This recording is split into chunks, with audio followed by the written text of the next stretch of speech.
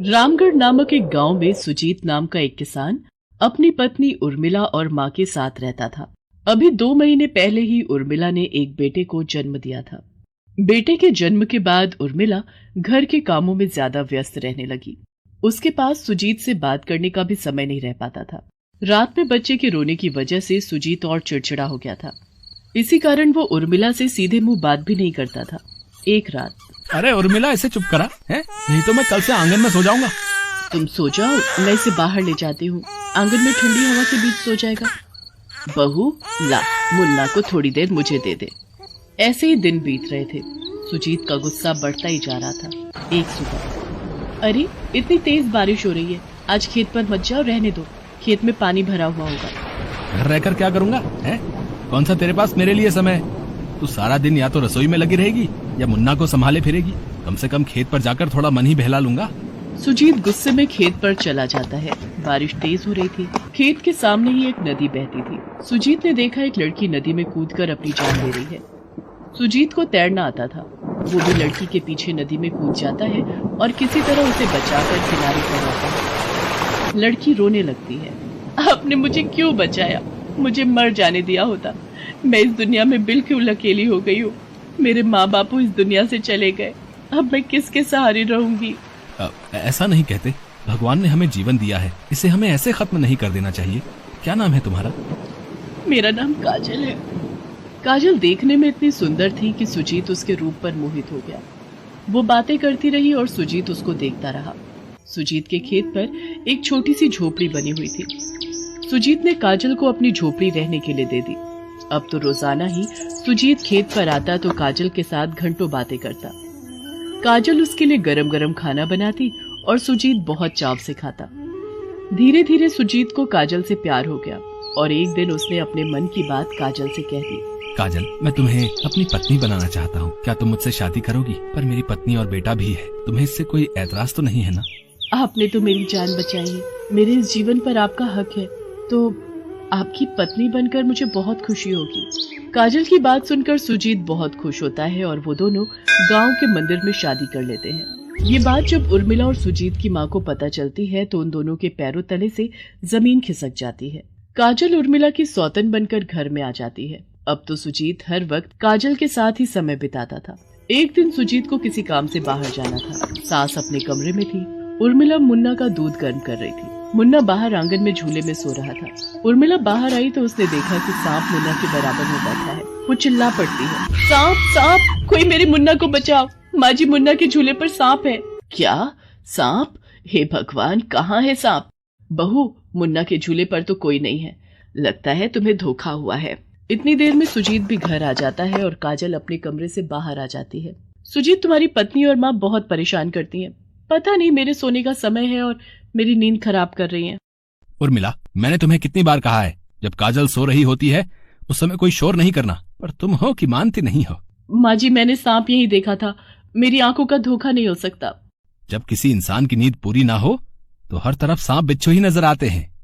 बात आई गई हो जाती है, पर उर्मिला को उसके बाद भी 1-2 बार घर में सांप दिखाई दिया। वो इस बात से बहुत डर गई थी। एक रात उर्मिला के सामने एक ऐसी सच्चाई आ जाती है जिसे देखकर उसके रोंगटे खड़े हो जाते हैं। एक रात जब सब सो रहे थे और उर्मिला मुन्ना को गोदी में लेकर आंगन में टहल रही थी, तभी उसकी नजर सुजीत के कमरे की खिड़की पर जाती है।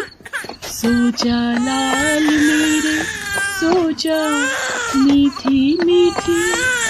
अरे, ये इतनी रात में काजल बिस्तर से क्यों उठ गई? ये मुंह में क्या चमकती चीज रख रही है? काजल नागिन बन गई?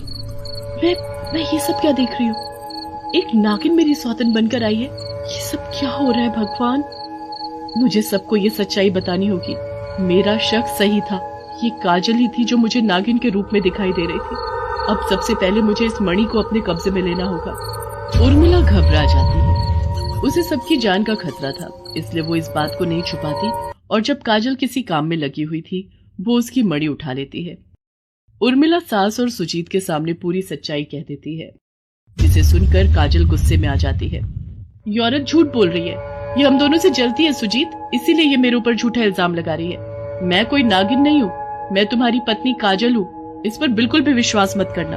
अगर मैं झूठ बोल रही हूँ तो फिर ये क्या है? ये मणि तो तुम्हारी है ना? जिसे मुंह में रखकर तुम नागिन बनती हो। उर्मिला के हाथ में अपनी मणि देखकर काजल पागलों की तरह चिल्लाने लगती है। ये मणि, ये तुम्हारे पास कैसे आई? इसे मुझे वापस करो, ये मणि मेरी है। काजल, इसका मतलब उर्मिला सच कह रही है, तुम एक नागिन हो? हाँ, मैं हूँ एक नागिन, पर आज ये उर्मिला मेरे हाथों से नहीं बचेगी। मेरी मणि कोई नहीं लेगा। इतना कहते ही काजल उर्मिला के हाथ से मणि छीन लेती है और अपने मुंह में रखकर नागिन बन जाती है।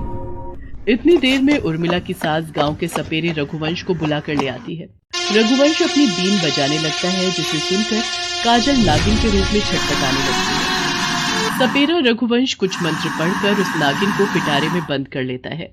अब घबराने की कोई जरूरत नहीं है, मैंने इस नागिन को पकड़ लिया है, अब इसे दूर जंगल में छोड़ आऊंगा। बाबा, बस एक बार काजल से मैं बात करना चाहता हूँ, क्या आप उसे थोड़ी देर के लिए असली रूप में ला सकते हो? ठीक है, कल तुम लोग मेरे पूजा स्थल पर आना, वहाँ मैं इसे एक शीशे के संदूक में रख दूंगा ताकि अपने रूप में आकर तुम सबको कोई नुकसान न पहुंचा सके। अगले दिन सुजीत उर्मिला और अपनी माँ के साथ सपेरे के पूजा स्थल पर पहुंचता है। नागिन बनी काजल शीशे के संदूक में कैद थी। वो अपने रूप में आती है और सारी सच्चाई बताती है। तुमने ऐसा क्यों किया काजल? तुमने मेरे हंसते खेलते परिवार में फूट डलवा दी। मैं तुम्हारी बातों में आ गया और अपनी पत्नी, माँ और अपने बच्चे से दूर हो गया। तुमने जैसा मेरे साथ किया वैसा कभी किसी के साथ मत करना। मुझे माफ कर दो, मैंने नफरत में ऐसा किया और नफरत ही सब कुछ जलाकर खाक कर देती है। आज से कुछ वर्ष पूर्व मैं अपने नाग के साथ तुम्हारे खेत पर बिल बनाकर रहती थी। तभी खेत की सफाई करते हुए एक किसान ने गलती से मेरे नाग को मार दिया। मैं उस किसान को नहीं पहचान पाई। शायद उसने वो खेत तुम्हें बेच दिया था, पर मुझे तो बदला लेना था। मेरे नाग की मौत इसी खेत पर हुई थी, इसलिए मैंने जब तुम्हें इस खेत पर काम करते देखा तो तुमसे बदला लेने के लिए मैंने ये सब किया। पर जब तुमने मेरी जान बचाई तो मुझे देखा कि तुम बहुत अच्छे इंसान हो, इसलिए मैंने उस समय तुम्हें नहीं मारा। मैं तुम्हें अपना बनाना चाहती थी, तुम्हारी पत्नी और परिवार को मार देना चाहती थी, पर हर बार तुम सब बच गए और उर्मिला के साहस ने ये सब होने से रोक दिया। अब मैं अपनी गलती का पश्चाताप करूंगी। मैं यहाँ से नागलोक वापस चली जाऊंगी और कभी नहीं आऊंगी। सुजीत, उर्मिला बहुत अच्छी पत्नी है, उसने तुम्हारी जान की रक्षा की है। तुम दोनों एक दूसरे के साथ हमेशा खुश रहना। इतना कहते ही वो नागिन अपनी शक्तियों से वहाँ से अदृश्य हो जाती है। उस दिन के बाद सुजीत अपने आप को बदल लेता है और अपने परिवार और पत्नी के साथ खुशी खुशी रहने लगता है। रवि बहुत सालों बाद अपने गांव धर्मपुर वापस आया था। उसकी माँ यशोदा इस बात से बहुत खुश थी। रवि बेटा, आज तो कितने सालों बाद गांव वापस आए है। तेरी कॉलेज की पढ़ाई भी खत्म हो गई है। अब एक अच्छी सी लड़की देखकर तेरा ब्याह कर दूं तो मुझे भी शांति मिले। माँ, अभी मैं कोई शादी के झंझट में नहीं फंसने वाला। अभी मुझे पिताजी का गांव में स्कूल खोलने का सपना पूरा करना है। इसी सिलसिले में मैं सेठ ज्ञानचंद जी की जमीन देखने जा रहा हूँ। मैं जानती हूँ रवि बेटा, तेरे बाबूजी की आखिरी इच्छा थी जो वो बीमारी के चलते पूरी नहीं कर पाए थे, वो थी गांव में स्कूल बनाना। मुझे खुशी है कि तू अपने बाबूजी का सपना पूरा करने जा रहा है। रवि अपने पिता का सपना पूरा करना चाहता था, इसीलिए वो सेठ ज्ञानचंद के साथ जमीन देखने के लिए जाता है। रवि बेटा, ये जमीन देख लो, फिर हम सौदा पक्का करते हैं। सेठ जी, मुझे ये जमीन। अरे, ये किसकी आवाज है? इतनी जोर जोर से कौन चिल्ला रहा है? मैं अपनी जान दे दूंगी पर तुझ बदमाश से शादी नहीं करूंगी। देखता हूँ तुझे कौन बचाता है। इस गांव में किसी की हिम्मत नहीं जो बिल्ला को तेरे से शादी करने से रोक सके। क्यों भाई, जब एक लड़की कह रही है कि उसने तुमसे शादी नहीं करनी तो क्यों उससे बेकार जबरदस्ती कर रहे हो? अब तू कौन है जो यहाँ मरने चला आया? बिंदिया से शादी करने से मुझे कोई नहीं रोक सकता, समझ में आया? मैं तुझे रोक सकता हूँ, मेरे होते हुए तू इसे छू भी नहीं सकता। तू भी यही है और मैं भी यही हूँ। रवि और बिल्ला के बीच में लड़ाई शुरू हो जाती है। रवि बिल्ला को बुरी तरह से मारता है। बिल्ला घायल होकर बेहोश हो जाता है। सेठ ज्ञानचंद जी, पुलिस को फोन करके बिल्ला को जेल की सलाखों के पीछे भेजने की जिम्मेदारी आपकी है। अब रवि बेटा, तुम चिंता मत करो, मैं अभी पुलिस को फोन कर देता हूँ। आपका बहुत बहुत धन्यवाद, आपने मेरी जान बचाई। तुम इस गांव में अकेली रहती हो? तुम्हारे माता पिता या कोई रिश्तेदार? मेरा इस दुनिया में कोई नहीं है, मैं बिल्कुल अकेली हूँ। तुम चिंता मत करो, तुम मेरे साथ मेरे घर चलो, मैं तुम्हें ऐसे अकेले नहीं रहने दे सकता। रवि बिंदिया को लेकर घर आ जाता है और सारी बात अपनी माँ को बताता है। पर रवि बेटा, हम कब तक एक जवान और अकेली लड़की को अपने घर रख सकते हैं? माँ, इसके लिए परेशान होने की कोई जरूरत नहीं है। मैंने सोच लिया है, मैं बिंदिया से कल ही शादी करूंगा। अगले दिन रवि बिंदिया से मंदिर में शादी कर लेता है। बिंदिया शादी के बाद रवि और उसकी माँ की बहुत सेवा करती थी। सब कुछ अच्छे से चल रहा था, पर एक रात, अरे पानी रखना भूल गई। बहुत प्यास लग रही है, रसोई से पानी पीकर आती हूँ।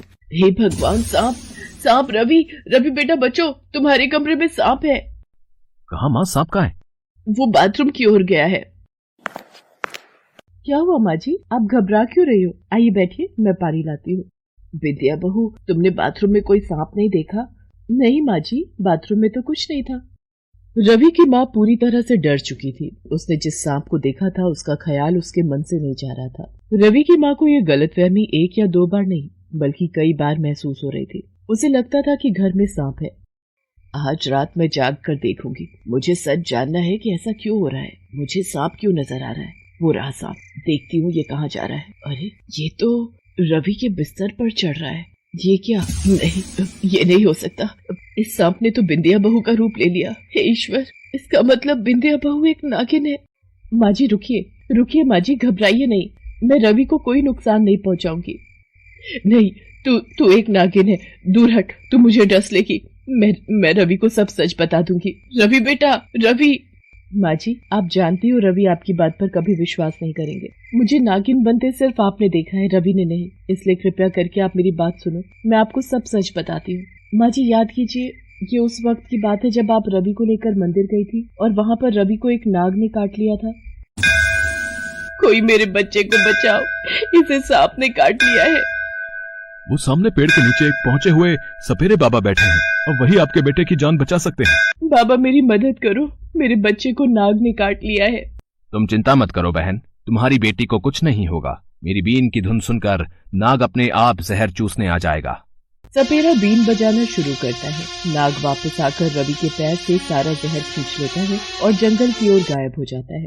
रवि ठीक हो जाता है। माँ जी, मैं उसी नाग की पत्नी हूँ। मेरे नाग की जान आपके बेटे में है, क्योंकि उस दिन मेरे नाग ने अपनी जान आपके बेटे में डाल दी, पर मेरा पति नाग नहीं बच पाया। इसीलिए मैं आपके बेटे का पीछा करती हुई इस गांव तक आई थी, ताकि मैं आपके बेटे को जान से मार सकूं। पर आपके बेटे ने मेरी इज्जत और जान बचाई। वो बहुत भले दिल के हैं। उन्होंने मुझे सम्मान दिया, मुझे अपनी पत्नी बनाया। इसलिए मैं अपनी सारी दुश्मनी भूल गई और उन्हें अपना पति स्वीकार कर लिया। आप चिंता मत कीजिए, मैं रवि को कोई नुकसान नहीं पहुंचाऊंगी। अब आप सो जाइए, कहीं रवि जाग न जाए।